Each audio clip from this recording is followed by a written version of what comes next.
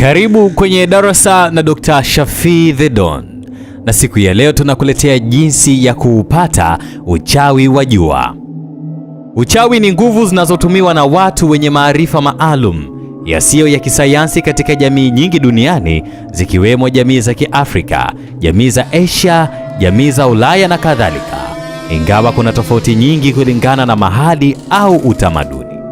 Uchawi lengo lake ni kujaribu bahati ya mtu na kujilinda na maadui wengine kimazingira au kwa ajili ya kujifurahisha. Japo wapo wenye imani potofu na matendo maovu hutumia uchawi kwa ajili ya kumdhuru mbaya wake na kupelekea watu kutilia maanani kwa kupandikiza chuki kwa ndugu, jamaa na marafiki au hata jirani kuwa ni mchawi. Siku hizi si ajabu sana majirani kugombana na wengine hufikia mbali zaidi hadi kupelekana kwenye vyombo vya kisheria kisa bibi wa mtaa fulani hawamtaki eti ni mchawi. Kwa mujibu wa vitabu vya dini, uwezo na nguvu zote za asili ni za Muumba wa mbingu na ardhi na vyote vilivyomo. Hivyo yeye humpa mwanadamu uwezo na kadri tofauti tofauti kama apendavyo. Kwa maana uwezo huo hufanyia kazi katika hali ya kubahatisha, yani ni bahati. Hakuna mwenye mamlaka ya kuongoza uwezo huo wa asili ila Mwenyezi Mungu pekee. Hakika uchawi upo wa aina nyingi sana, na uchawi upo wa faida pia. Uchawi upo wa hasara, maana kuna uchawi wa kudhuru na uchawi wa kufaidisha jamii. Mfano, kuna uchawi wa jua, uchawi wa mbalamwezi, uchawi wa upepo, uchawi wa moto na uchawi wa maji. Japo kuna uchawi unaofanana na kushahabiana na tabia, ila kuna tabaka kuu mbili ambazo ni jua na mwezi, na katika hivyo vyote ndiyo tunapata uchawi mweusi na uchawi mweupe. Na katika tabaka hizi mbili kuna faida na hasara, lakini mara nyingi uchawi wa jua ndio wenye madhara zaidi. Wengi hufahamu kuwa uchawi ni kitu cha ajabu na kutisha sana. Mtu anayejihusisha au kutenda mambo ya kichawi basi huogopwa kabisa na kutengwa na jamii inayomzunguka. Sasa leo Dr. Shafii The Don anatueleza siri na jinsi ya kuunda uchawi wa jua.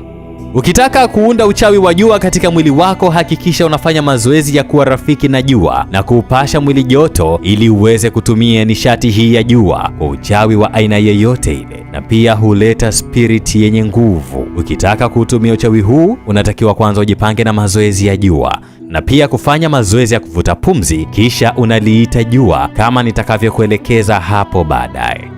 Chukua mafuta ya sun oil, ujipake mwili mzima, kisha uvae nguo nyepesi ambayo jua litapenya kwa wepesi, na nguo hiyo iwe ya rangi nyekundu. Kisha ufanye mazoezi ya kukaa juani kila siku saa 2 asubuhi, kaa dakika 45 ukiwa umeliangalia jua na ukisema maneno yafuatayo: wewe jua, ninakuomba kwa nguvu za Mwenyezi Mungu na kwa nguvu za malaika wanaokuongoza wewe na kwa nguvu za malaika wanaokuongoza wewe, nahitaji nguvu za uponyaji na nguvu za uangamizi kutoka kwako. Nahitaji kipaji cha kuwasha moto kwa kutumia mikono yangu. Kumbuka, wakati unasema maneno haya uwe umeelekeza mikono katika jua, yaani utafanya kama unasoma dua vile, na moyo wako uwe huru na wazi kabisa, na uwe na imani ya kwamba unaongea na kiumbe jua. Utafanya zoezi hilo asubuhi muda wa mchana saa 8 na jioni saa 11, na utafanya kwa muda wa siku 7 bila ya kupumzika, na cha kuzingatia, macho na viganja vyako vya mikono yote miwili vielekee juani. Pia kwa kutumia huu uchawi unaweza kumdhuru mtu kwa kutumia macho yako, na pia kiumbe huyu ana nguvu za ajabu katika swala zima la mazingaombwe, na una uwezo wa kusukuma kombora kwa adui kwa kutumia viganja vya mikono yako. Zaidi, ukiwa na kiumbe huyu atakuelezea mambo mengi ya kufanya. Watu wengi hushangaa na kutoamini kabisa mambo wayaonayo kwenye baadhi ya movie za Kichina kwa kuona watu wanapigana kwa kutumia nguvu za giza za mikononi. Basi ni watoe shaka na kuwajulisha tu, endapo ukitumia jini la jua utakuwa una uwezo wa kutenda maajabu kupitia mikono yako na macho yako. Yote hayo utafanikisha endapo ukishafata masharti na ukafanikiwa kutekeleza maagizo yote muhimu. Jiandae sasa kumpokea jini wa jua, na dalili za kiumbe huyo kukuingia utaziona katika njozi. Atakuja kwa alama ya mtu mwenye taji la miba au alama ya jua. Jambo la kuzingatia kama ukiupata uchawi wa jua, hakikisha hii kazi kama unaifanya kwanza kabisa, uifanye kwa uangalifu sana na imani moja, na hautakiwi kugombana na mtu kwa maana unaweza kumuumiza. Kama utamtamkia maneno makali, ni bora ukubaliane na hali yoyote ile, kwa sababu ukiruhusu hasira ikutawale, unaweza ukasababisha matatizo makubwa.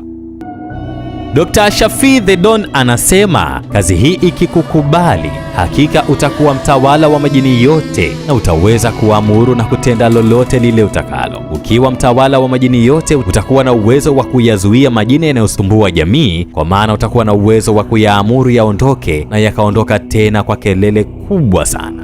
Utaamuru pepo lolote kwa kutamka maneno yafuatayo: ewe pepo, na kutoa kwa nguvu za faya na kuamuru utoke haraka sana, na utaona jinsi atakavyopiga kelele na kuondoka kabisa. Watu wengi ni mashuhuda sana kwa hili. Kuna baadhi ya waumini hutumia baadhi ya maneno haya kuyaamuru majini yatoke kwa mtu fulani. Wakati unapofanya kazi hii, tafadhali uwe mahali popote pa wazi, ila usiwe sehemu ambayo watu wanafika au eneo lenye msongamano wa watu wengi. Kipindi unafanya kazi hii ya kumuita jini wa jua, kwanza kaa ndani ya mduara ambao utakuwa umeuchora kwa kutumia masizi yatokanayo na majani yaliyounguzwa shambani au porini, yaani ule unga wake ule. Majivu hayo yanayotumika hapa ni majivu yaliyotokana na kuungua kwa pori au majani yaliyochomwa shambani. Kabla ya kufanya zoezi lako kwa kila siku, hakikisha una kipande cha tangawizi mdomoni. Yaani unachotakiwa kufanya kila unapoanza zoezi hili, kwanza unachukua kipande cha tangawizi kisha unakitafuna. Dr. Shafii The Don anasema kama utahitaji kinga dhidi ya ajali ya moto, kuvamiwa na wezi, kudhibiti wachawi na kujikinga dhidi ya majini, fanya kama nisemavyo. Utachora tarasimu kama hii uionayo hapa, kisha utaichora siku ya Ijumaa kwa wino mwekundu, kisha isome Surat Ikhraswi mara 313. Halafu ipakae mafuta ya mzeituni na uifunge kama azima, kisha usome Bismillahirrahmanirrahim mara 701, kisha uwe nayo kama adhima yako.